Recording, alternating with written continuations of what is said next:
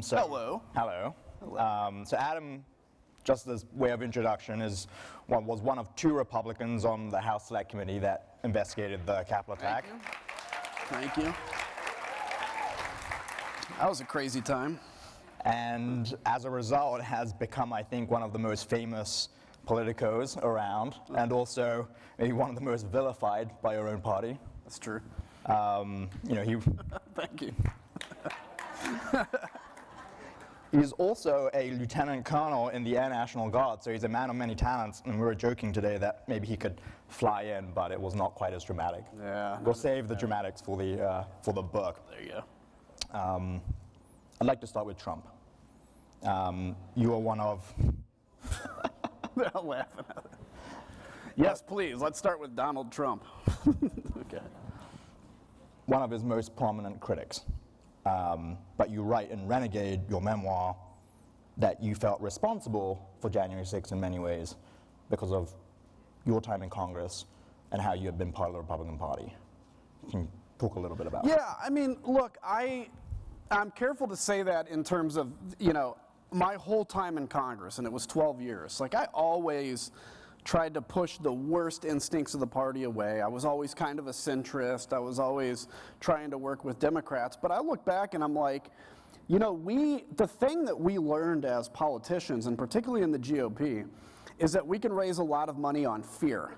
I mean, I gotta tell you, like, if I send an email out today to you all and ask you for money, and I gave you some flowery language about the future of this country, I'd raise some money. But if I told you that, this person in politics is about to take power and they want to kill you and your family, and I can truly convince you of that, I can raise a ton of money.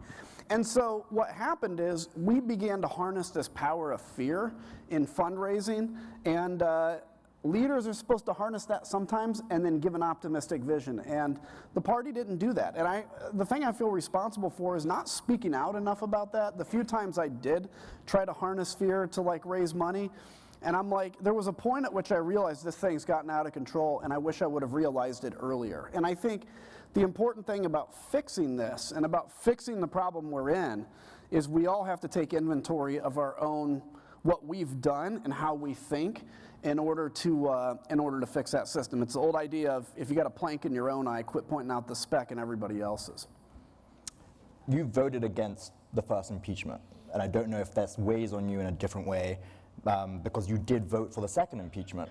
And knowing what you know now about Trump and the Republican Party, if you could go back and do it again, would you vote for or vote against that first? That's a great question. I mean, I would vote, the first impeachment, I would vote for it if I was presented with it again, going back in time. The thing I struggle with is, I wouldn't have survived. I know that I wouldn't have survived that re-election, and I wouldn't have been around for the January 6th stuff. I would have actually been watching it at home as a defeated politician. So, on the one hand, I look at it and I go, I absolutely should have voted for that first impeachment. I mean, especially when you see what's going on in Ukraine right now, and you see, literally, we talk about the defense of democracy here. They're actually defending democracy in Ukraine. I mean, there are people that don't vote anything like each other in a trench right now, dying for a future they will never see because they believe in democracy and freedom that much. And so, yes, I wish I'd have voted for it. At the same time, I look and I'm like, well, I'm glad I was around for the January 6th stuff because, unfortunately, as you all saw, there were not many people that were willing to take a stand on that issue. And speaking of aid to Ukraine, which is now a big problem or big topic in the House, how do you see Republicans' reluctance, especially in the House, to send more aid to Ukraine? For me, it's unforgivable, and it is, to me, I still cannot fathom how we got to this moment. I mean, I know most of the Republicans still in the House, and I tell you, if I could bring you as a fly on the wall in a conversation one-on-one between me and just about every one of them, they would all say, yes, we have to support Ukraine. But they don't have the courage. Unfortunately, anybody with courage in the GOP has been sifted out over the last number of elections. So the people that should have courage, I think of Mike McCall, for instance, from Texas. Like, this guy truly supports Ukraine. He's the chair of the Foreign Affairs Committee, and he's not saying jack squat because he's worried that the Trumpers are going to get mad in his primary election. You have an opportunity very rarely does a member of the House of Representatives have an opportunity to change the world, to literally change the world. This is an exception, because if just 5 Republicans in the House said, we're going to vote no on advancing any piece of legislation to the floor of the House of Representatives until you put Ukraine aid simply up for an up or down vote, they would change the world, but they don't have the courage to do it, and that's disappointing to me. Wow.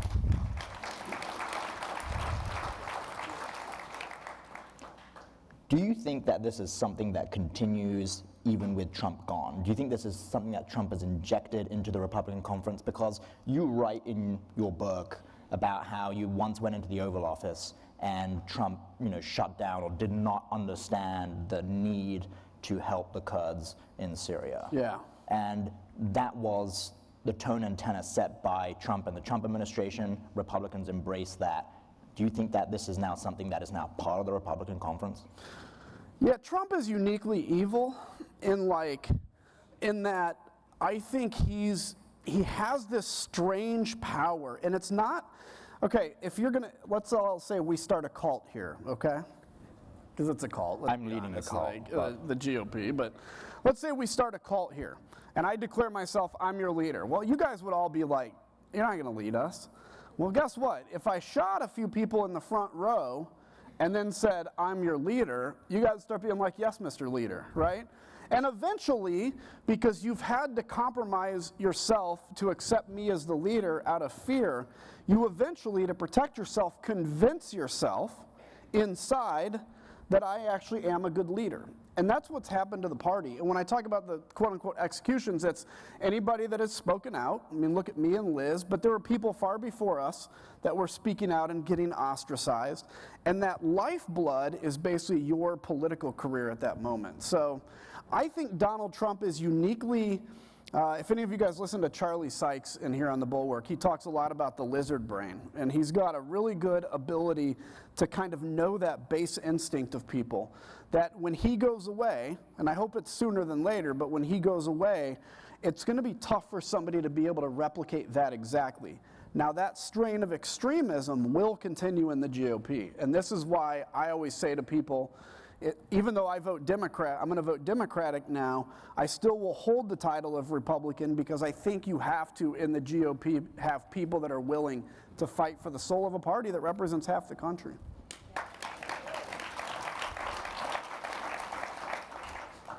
You say you're going to vote Democratic. Do you still consider yourself a Republican? Yeah, only because I refuse to let them win. I haven't really changed myself. I mean, there's some issues that obviously I've moderated on over time. That comes with age. That comes with the ability to kind of stand back when you're out of politics and kind of reassess how you feel about things. But I refuse to let them win. Now, I look at it and I'm like, I guess if you took the textbook definition and said, are you still a Republican? You guys could argue that, because maybe not, since I'm voting Democratic. But I look at it and say I'm not willing to give up that title, because I do think there was a point when the Republican Party was much better than it is today. It stood for a strong national defense, which it doesn't anymore. It stood for smaller government, and we got to keep fighting for that, because if we push that party aside and say nobody can sit there and fight for the soul of it anymore, I got to tell you, ladies, there are going to be times when Republicans are in charge, and we want to make sure there's a good, solid group of normal Republicans battling for its soul.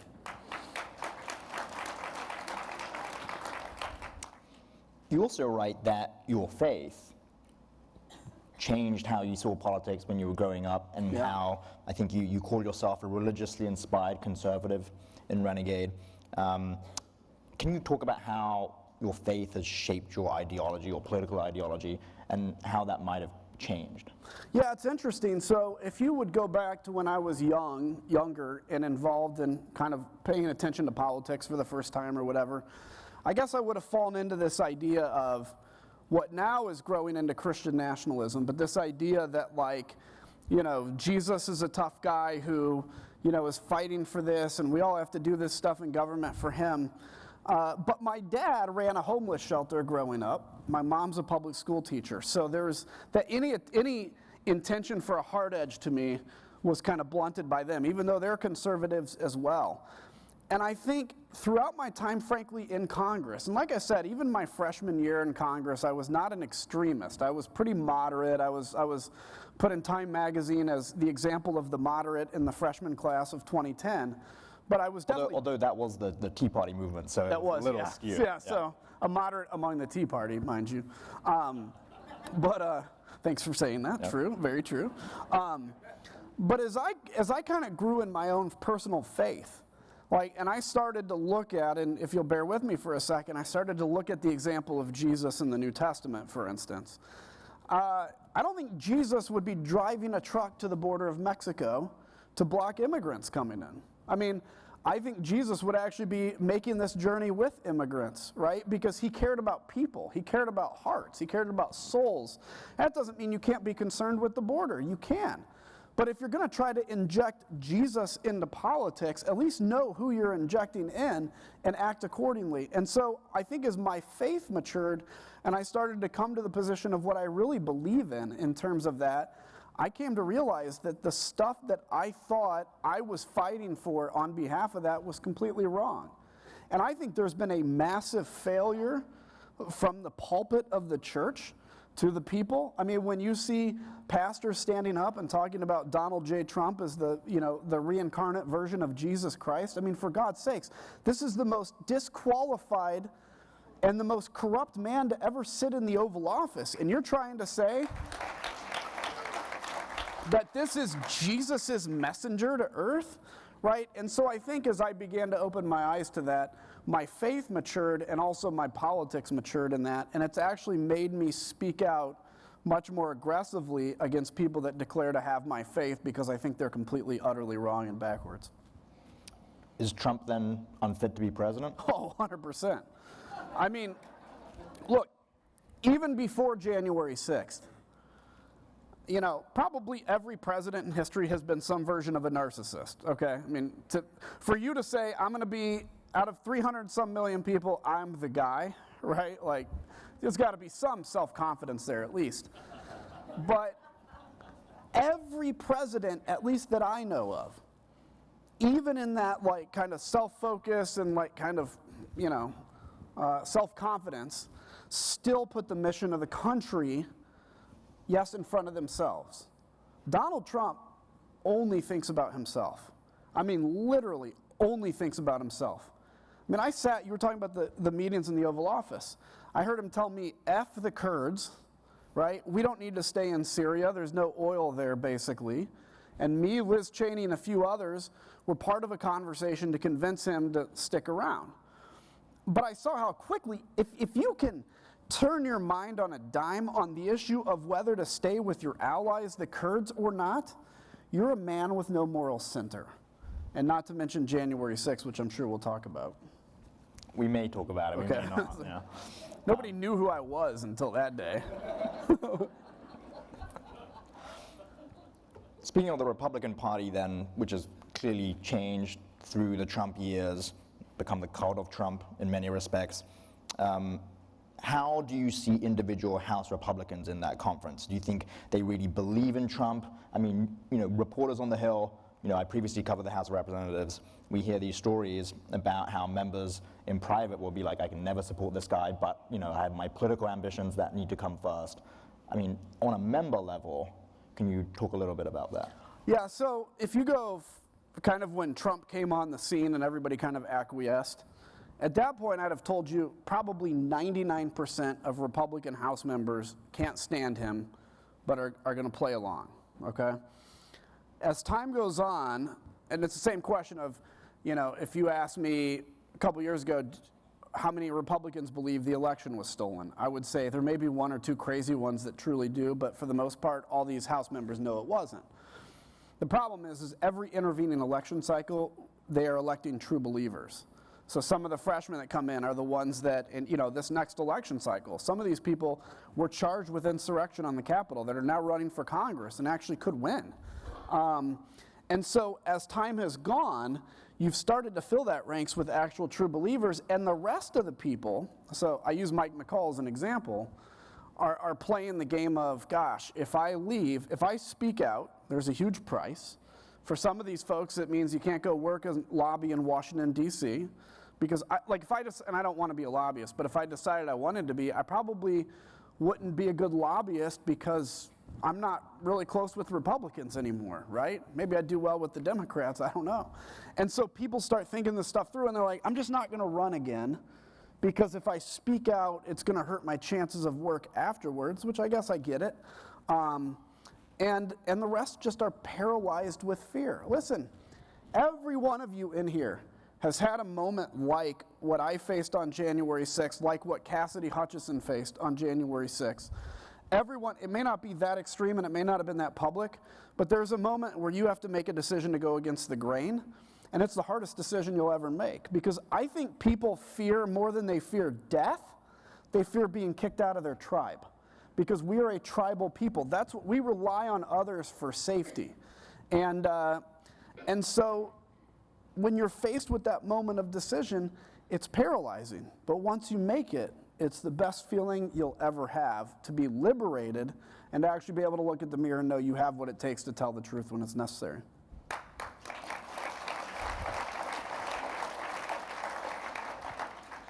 It's interesting to hear you say that because you, to some degree uniquely, are a member that came in with a military background. And there are various members in the House with military service, but do you think that made a difference for you when you decided that enough was enough? It did for me, and I'll tell you exactly why. So when I ran, I got out of Iraq in '09 and basically made the decision to run for Congress then. And I remember, and I said this, I think, in my announcement, and I said it a few times afterwards, but I thought this almost literally every day, which is, okay, if I'm going to run to be on the board of directors for America, that's really what it is, I'm like, I have to be willing, if we're going to ask, and if my job is going to be to equip and to authorize people to die for this country, okay? So we're going to vote for war. We're going to vote for military packages. If my job is to, at some point, say yes to a military strike or to equipping people, and young people are going to die for this country, which sadly we have to have people willing to do that, how dare I not be willing to put my very career on the line for the same cause? If I'm going to ask a young person to die for America, I have to be willing to give up a $174,000 a year job and a title for the same cause. Now, I thought it might be like a vote I had to take on Social Security reform or something. I didn't know it would be like actually defending America in that. But that made a huge difference because when that moment of truth came down in terms of speaking out, you know, I've got a buddy of mine that was killed in Iraq. I wear him on my wrist, Andreas O'Keefe. And I'm like, if we have to ask young people to die for this country, like, there are a whole bunch of members of Congress that are completely unwilling to put their career on the line, but they'll gladly go salute a casket as it comes into Dover, and they're utterly unqualified to serve in that position in my mind. So yes, I think it made a difference in that. And do you think it actually holds people back, people like McCarthy, people like Mike Johnson, the current speaker, who played a role in trying to overturn the 2020 election? Or do you think it's a wider problem than that they are more interested in continuing the political apparatus in DC, that they need the donations, they need, I don't know, the NRSC, the NRCC to support them, they need the Republican Party to support them? And what is missing from people like McCarthy and Mike Johnson? It's a great question. I mean, look, I don't know how we get here, so I'm just going to toss this out. We absolutely need campaign finance reform. I mean, George W. Bush, I remember when he ran in 2000, he had raised like 50 or 80 million, and everybody's like, holy crap, that's a lot of money, right? That was record breaking. Like, they just spent 80 million each candidate in New Hampshire for a primary. I mean, that's to give you an example how exponentially this is growing. And so money is like mother's milk to a politician. You have to raise money. If you don't, you lose. Your ability to raise money actually affects how effective you are in Congress, as you well know. If you don't raise money for the National Committee, you're not going to get those plum committee assignments, even though it's officially not based on that. It is. And so So that's a huge problem. But Sorry, can I just press you on that? Can you talk a little bit about that? Because I don't think people outside of the Hill really understand how this works. Basically, what you need to raise X amount to get, certain tier of committee jobs. If you want to be on the House Judiciary Committee, if you want to be in the House Oversight Committee, you have to raise a lot of money. Maybe for something that's less big deal, maybe like the Science Committee, you don't need to raise as much. Can you explain? So let's say, okay, so I was on the Energy and Commerce Committee, which is, I would argue, was actually the best committee in the House, and I was also on Foreign Affairs. To be on Energy and Commerce, now I was lucky and got selected as a freshman because we had such a big freshman class. But normally, if I wasn't on that committee as a freshman and I wanted to be on that committee, what I would have to do is for the National Republican Congressional Committee, I would have to raise a ton of money, and then next year when the time came to select new committee assignments for the new Congress, I would go make my case to the selection committee, and part of me making my case, even though again, officially this doesn't happen, but part of me making that case is to say, I raised $500,000 for the National Committee last year, and I helped this many candidates. If you walk into that room and you're like, I didn't give any money to the National Committee, there's no way you're getting on that committee. So that's how it works. And then once you're on, your dues to the National Committee actually increase exponentially. For me, it was like $300,000 a year I had to raise, which was insane. So that's kind of how it works, and that's why money matters. If you want to become Speaker of the House, Mike Johnson was an exception because they were just so desperate for anybody at that moment. But if you want to become Speaker of the House, you need to show that you have a fundraising machine behind you. Now, what's missing in these people is you can be amazing at raising money and making the case, but if you don't have a moral red line that you're unwilling to cross. The best example that was given to me is, Nancy Pelosi in 06 or 07 when they took the majority, she was very, they had run on getting out of Iraq, okay? But then it came to the issue of funding the war in Iraq. And Pelosi came under a lot of pressure to cut off funds to Iraq. And she didn't do it. She didn't do it because she said, we can't just cut off funds to end the war this way, to her credit. Because she had a moral red line that even though she didn't believe in continuing to stay in Iraq, she knew what was right or wrong about that decision. With McCarthy, I mean, honestly, Donald Trump would not be a name we were mentioning right now had he not gone to Mar-a-Lago 3 weeks later after January 6th. And that's a 20-minute story I could tell at some point, but the party itself was sitting around trying to figure out what was next until that moment that Kevin McCarthy made the decision that he would not be able to defeat Trump in the next 2 years and still become Speaker, so he embraced him. You also say about McCarthy, actually, just on that point in the book, about how he has kind of a bullying tendency. He shoulder checks you in the House. Yeah. Do you guys remember the story about him punching somebody in the back recently, a month or two ago? It was right when my book came out. And it was funny because he did this, and then he's it was against Tennessee Congressman, and McCarthy's like, I'd never done that, I've never done anything like that. Literally, my book came out almost that day where I talk about he did the same thing to me. I'm in the back of the floor, and he walks by with his little security entourage, and I get, boom, shoulder checked. I'm kind of hanging over the rail in the back, and he shoulder checks me. And my first reaction was because I had been friends with him in the past, so I kind of reverted to, ha ha ha, funny, my friend. Then I'm like, wait, Kevin and I haven't talked to each other in a year. We hate each other now. I'm like, he did that for real. And then he did it a couple weeks later. And the point isn't that I cared, because I mean, if you want to fight, fine, I'll fight you. But it's it's just that when you are burying your morals so deeply, it comes out, right? When you've had to change who you are and you know what's wrong, it'll come out and you'll project it onto other people. And he could barely contain his anger around me and around Liz because he frankly knew we were right. And I think he just felt like less of a man, particularly around Liz, when he saw him. So, you guys gave him to us, California. I know. I had to throw it out there. No. Illinois gives you, Barack Obama, Abe Lincoln. You guys give us Kevin McCarthy and Reagan. So there you go. let's talk about January 6th. I think I covered the January 6th investigation for 18 months.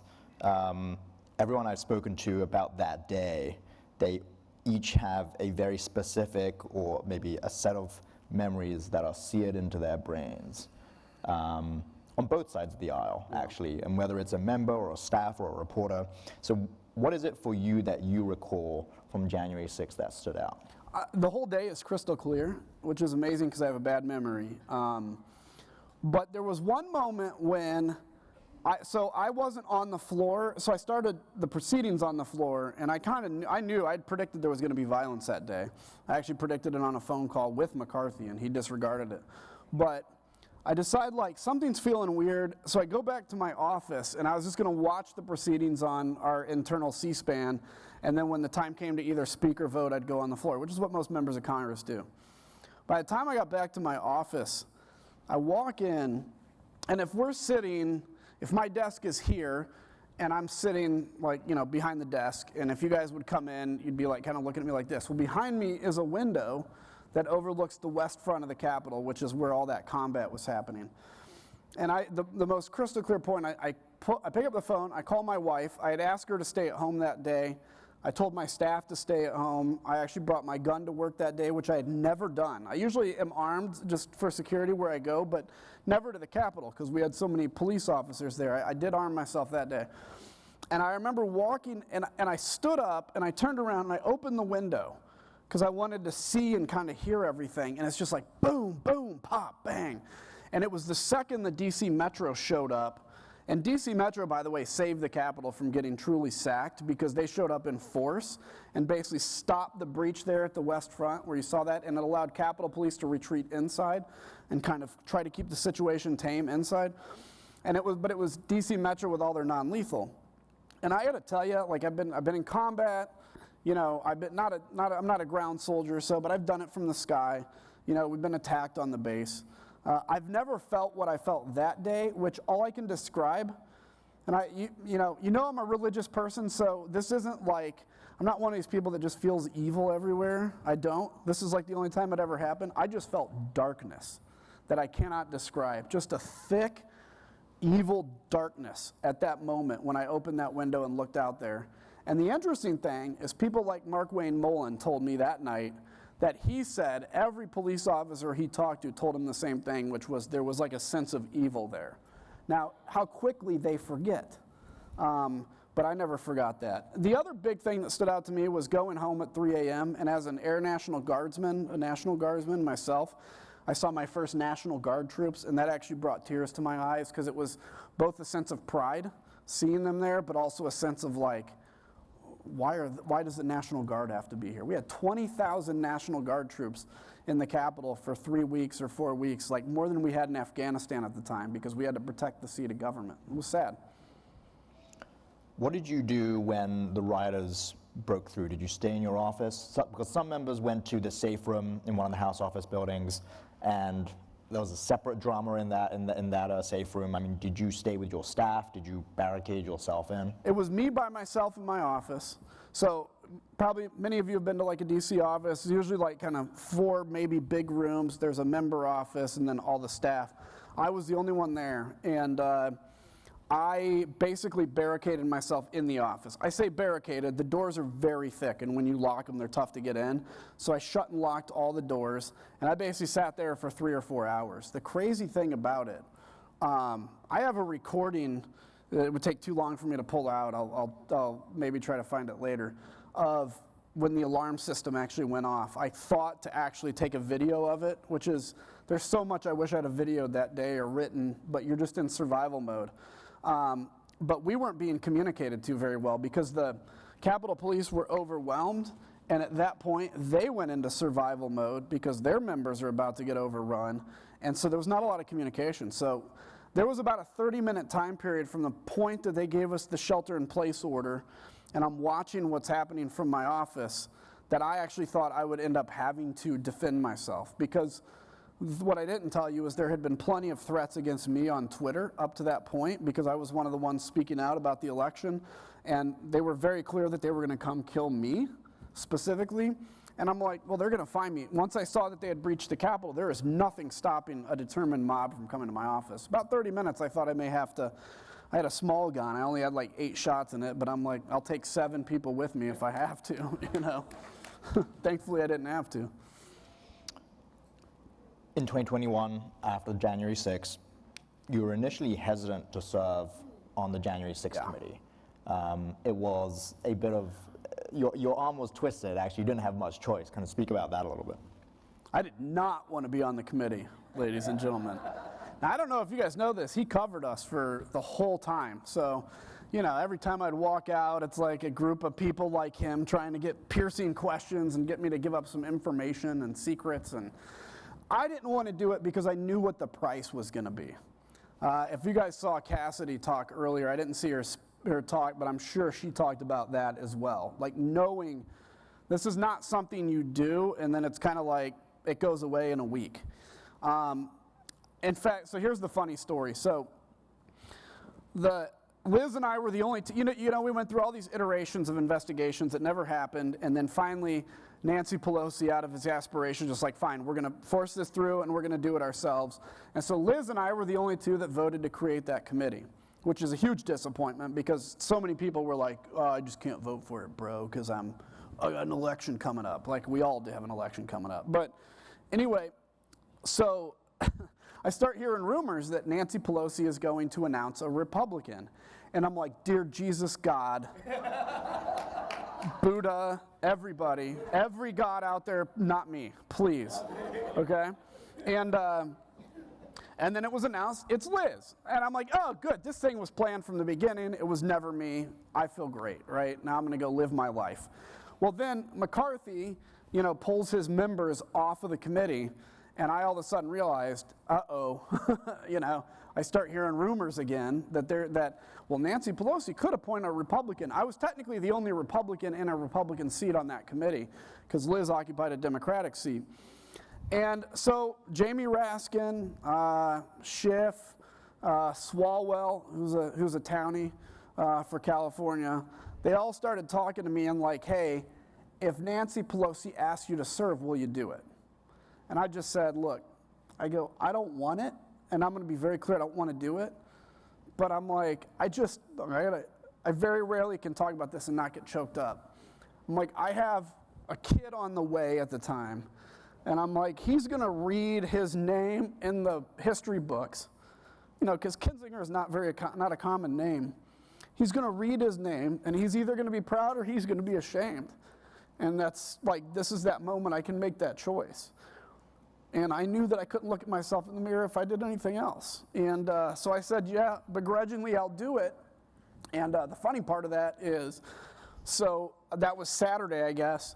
I wake up Sunday morning and my phone's blown up and it's already been announced by Pelosi on like Meet the Press that I'm gonna be on. And then she calls me and she's like, oh yeah, I had to announce it. She's like, I tried to call you this morning, but you didn't pick up Sunday at 6 a.m. And I'm like, I'm sorry I didn't pick up Sunday at 6 a.m.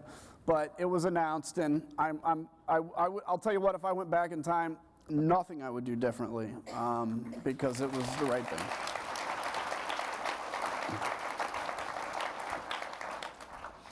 To that point, the hearing you led, the primetime evening hearing you led with Elaine Luria, was about Trump's inaction. Yeah. I actually, you may not remember this, but I saw you in the elevator going up because I came through Cannon Tunnel from the main House of Representatives building, and I took the same elevator up with you and Jamie Raskin to the hearing room. I do actually remember that. And we're like, don't say anything. Yeah, Kinzinger was doing little punches.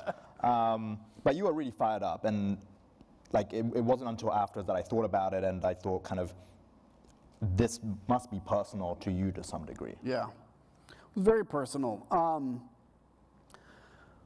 Look, the number of threats that like came through to me, like, I'm fine.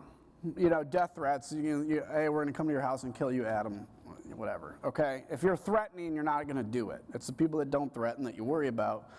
But they involved my kid and my wife. I mean, to give you an example, I had a kid, my kid was 6 months at the time, and I remember there was a call that came in that was saying that They hope he wanders into traffic and gets killed. You know, how dare we name him Christian? That's his name, because he's the son of the devil.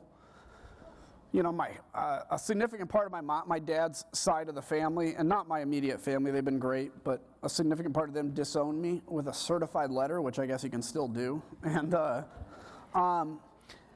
And so all of that built up to be very personal, right? Because here I am paying this price to do the right thing, and I have colleagues, and not even to mention the former president, but I have colleagues that are very willing to let me take these threats because they don't have the courage to speak out.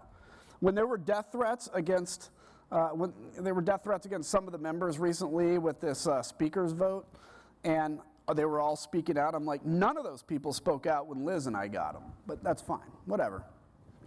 But that committee hearing, if you think about like my life, I've taken the oath to the Constitution, 6 times in the military, so each time I got promoted. I took the oath to the Constitution 6 times as a congressman, each time I got reelected. I took that oath seriously. And that's why Elaine and I led that last hearing, because we were both the military veterans on that committee. And we were making the point that the former president, who is notoriously terrible at resisting peer pressure. I mean, I talked about the Kurds issue. Literally, whoever talks to him last, like, changes his mind, okay? But for 187 minutes, for the first time in his life, he proactively resisted pressure to act, to defend the Capitol. People were telling him all the time, Mr. President, put out a tweet. Mr. President, you need to do this. And he proactively, first time ever, resisted pressure to act. Why? Could you say he was indecisive? You could. But the truth is, he wanted to see if it would work. He wanted to see, he had tried every different issue to switch this election. You were down to this last desperate play, and he saw his people occupying the Capitol, threatening to hang the vice president. And he made a decision, let's just see where this goes. Because at 187 minutes, it became obvious that law enforcement was going to win the day, and that's when he begrudgingly put out his first statement. Only after that tide of battle was shifted. I have become friends with a lot of the officers. I think of people like Michael Fanone, who, by the way, hardcore Republican, at least used to be. He's been disowned by a lot of his friends in law enforcement because he's spoken out. And even his friends in law enforcement, to some extent, tell him that they don't believe what happened on January 6th, and he was there. Yeah, this becomes personal because of the toll it's taken on a lot of people and the country. We talk a lot about the success of the January 6th committee, and obviously it played a huge role in, I think, showing the public exactly what went on in the post-election period through January 6th. But the committee struggled with a number of things, including trying to get Republican members of Congress to cooperate. Yeah. You guys issued subpoenas to a bunch of members, including Jim Jordan, for instance, the current chair of the House Judiciary Committee. But did you have an inkling in December and November 2020, when you were still in Congress, before January 6th had happened, that these guys were taking steps to overturn the election? Was there anything that stood out to you? That's a great question, and I guess I would say yes, but I wouldn't say yes with the assumption that it was going to get it to where it got. So in my mind, one of the most egregious things was the night of the election when Trump basically said, this is being stolen. Now, I'll make this part very brief. I know a lot about struggling democracies around the world because that was kind of my passion in Congress.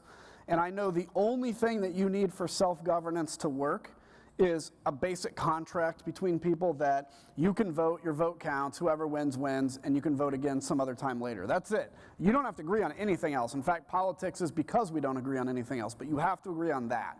If you don't agree on that basic contract, you cannot govern yourself. And that's what Donald Trump was destroying, was half of the country's faith in that basic contract. And democracy, whether it's a year or 2 years or 10 years, it will not survive that.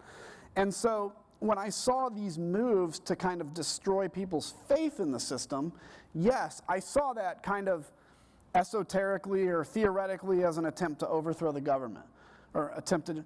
What I did not see coming, I knew there would be violence on the 6th. I did not know that they were going to come in specifically to stop the count and attempt a coup. And that's what it was. It was an attempted coup on our country. So I think January 6th took me by some surprise, probably not as much as it took most people by surprise, but it was a very surreal moment, yeah. And just to that note, on that note, very finally, how do you see someone like Mark Meadows? And Mark Meadows was very interesting to us covering the committee because he was originally a Republican member of Congress, then he became Trump's chief of staff, and then he did this thing where he cooperated just enough with the committee not to be held in contempt. You got some records, you didn't get his testimony, and then with the Justice Department and the criminal investigation, he only testified in a very limited way pursuant to a court order from the chief judge in the district court there. How did you see Mark Meadows after he stopped cooperating? You were very happy with the fact that he had given you stuff, but... He's both the one that got away and also like, the MVP of the committee in a way. So here's how he kind of cooperated a little bit. Initially he said he had, we subpoenaed, I think, his personal phone, and he said he has nothing related, his lawyer actually affirmed that he has nothing related to January 6th on his personal phone. Well, evidently he did, because he has a conversation with his lawyer, Terwilliger, who was a very respected attorney.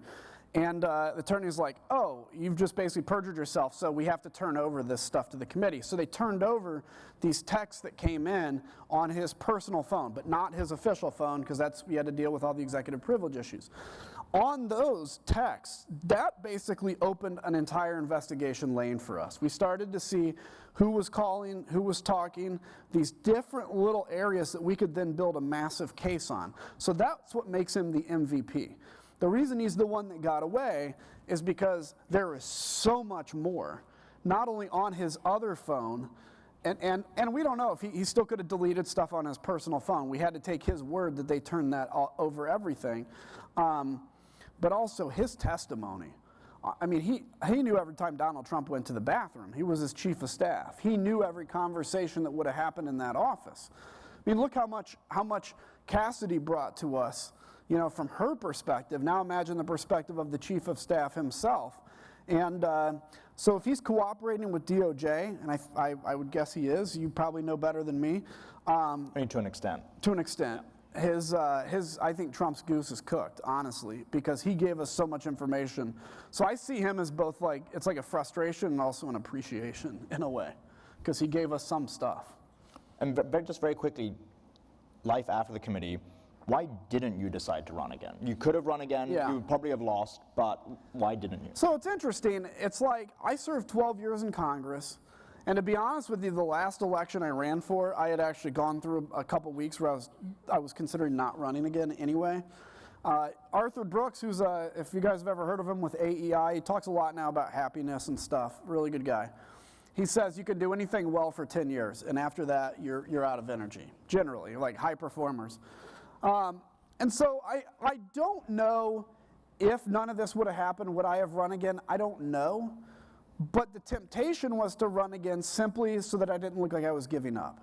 But then I thought about it, and I'm like, I am going to get beat if I run again. Let's be clear. The Democrats also drew me out of my district in Illinois. Let's be clear about that redistricting. Usually the Republicans take advantage of it. Twice I was written out of my district by the Democrats in Illinois because they saw I was a threat. And so they did this the last time as well. But I think the bottom line for me was I don't want to run and lose and give Donald Trump that ability to say he beat me. Because as of now, I've never lost an election in my life, and I intend not to. Adam Kinzinger, thank you. Oh, it's great. Thank you very much. Thank you. Great to see you.